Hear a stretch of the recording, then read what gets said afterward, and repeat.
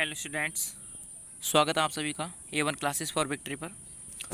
Students, आज हमारी GK की क्लास 2 है।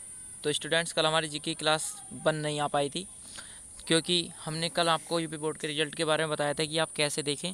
तो यदि आपका कल को यदि यूपी बोर्ड का रिज़ल्ट देखना हो आपको, तो आप हमारी वीडियो देखें। उसकी आपको लिंक डिस्क्रिप्शन में मिलेगी और आपको आई कार्ड में वो वीडियो इस समय पर देखने को मिल रही होगी। तो स्टूडेंट्स, आप वहाँ जाएँ, वहाँ जाकर अपनी वीडियो देखें। और चलिए आज अपनी क्लास 2 को स्टार्ट करते हैं, जिसमें कि हमने फिर से ही 15 क्वेश्चन लिए हैं। तो आइए डायरेक्ट हम क्लास पर चलते हैं। तो स्टूडेंट्स, जैसे कि आप देख रहे होंगे, हमारा पहला क्वेश्चन है।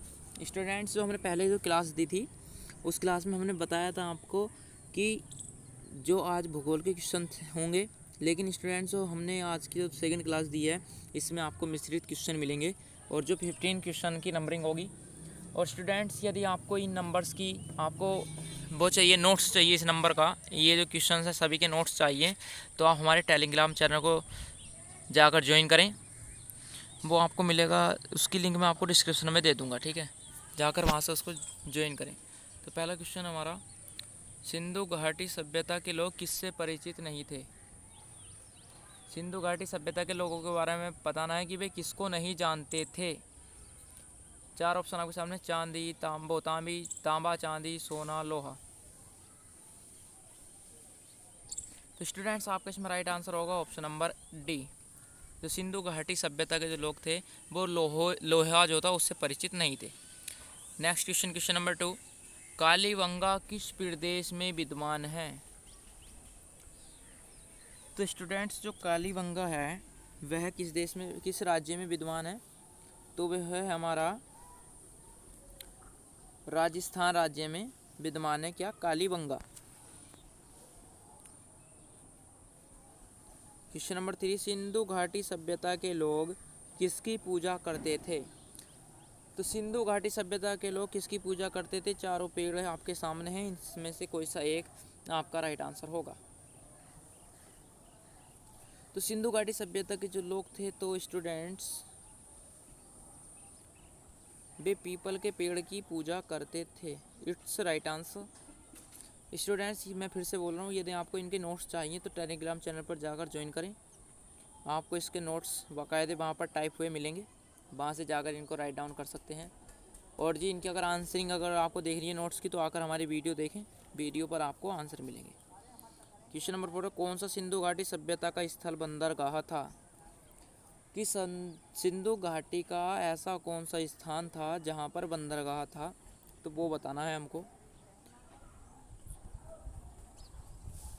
तो स्टूडेंट्स, उसका राइट आंसर होगा option number C, Lothal. Lothal एक बंदरगाह था, कहाँ का, सिंधु घाटी सभ्यता का। चलिए नेक्स्ट क्वेश्चन पर चलते हैं।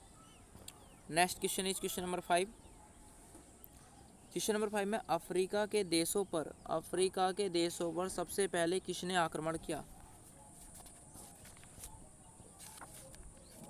4 ऑप्शन है आपके सामने।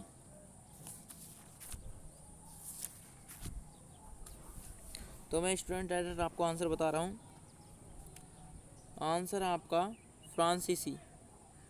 अफ्रीका के देशों पर सबसे पहले फ्रांसीसियों ने आक्रमण किया था। नेक्स्ट क्वेश्चन, क्वेश्चन नंबर 6, बिना प्रतिनिधित्व के कराधान नहीं, ये एक नारा है। क्या है, एक नारा, कि बिना प्रतिनिधित्व के कराधान नहीं का संबंध था।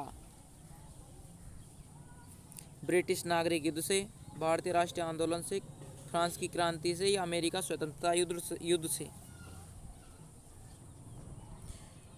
तो बिना प्रतिनिधित्व के कराधान नहीं, इसका राइट आंसर होगा ऑप्शन नंबर डी, ये अमेरिका स्वतंत्रता युद्ध से संबंधित नारा था। नेक्स्ट क्वेश्चन, क्वेश्चन नंबर 7, पुनर्जागरण आंदोलन किस देश में शुरू हुआ था।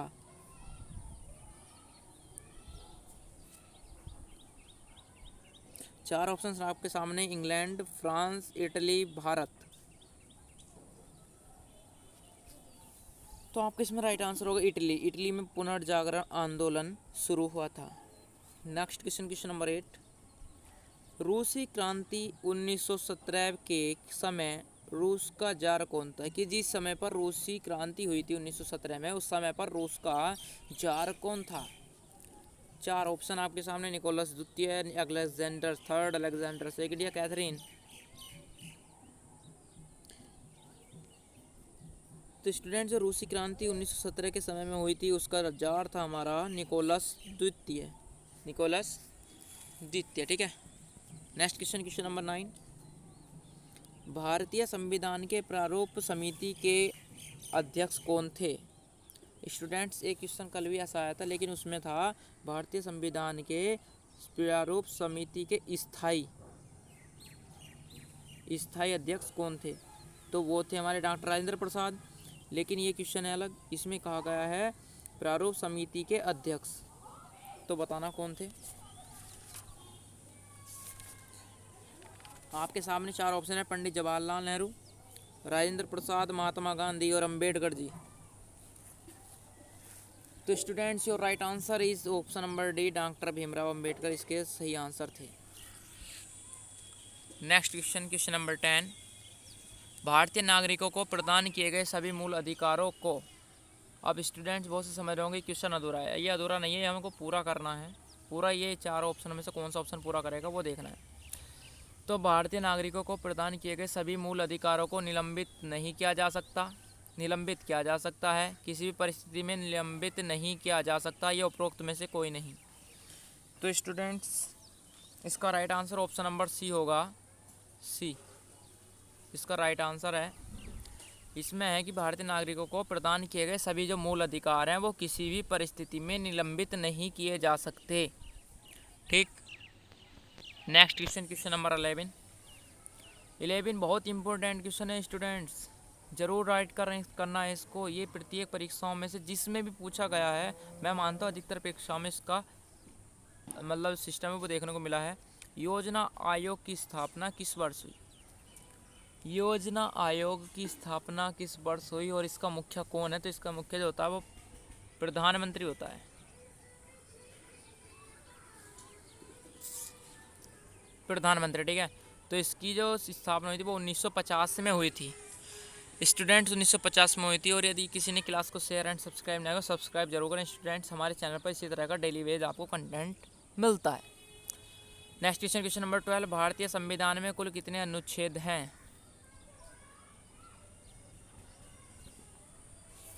तो स्टूडेंट्स इसका राइट आंसर होगा ऑप्शन नंबर ए, 395 इसके भारतीय संविधान में कुल अनुच्छेद हैं 395। आइए क्वेश्चन हमारा नेक्स्ट प्रश्न है। तो स्टूडेंट्स हमारा नेक्स्ट क्वेश्चन है क्वेश्चन नंबर 13। इवनिंग स्टार या भोर का तारा किसे कहते हैं, किस ग्रह को कहते हैं? तो स्टूडेंट्स आपको याद होगा मैंने बताया था भोर का तारा या इवनिंग स्टार या फिर पृथ्वी की जुड़वा बहन किसे कहते हैं हम। तो वो आपका राइट आंसर क्या होगा?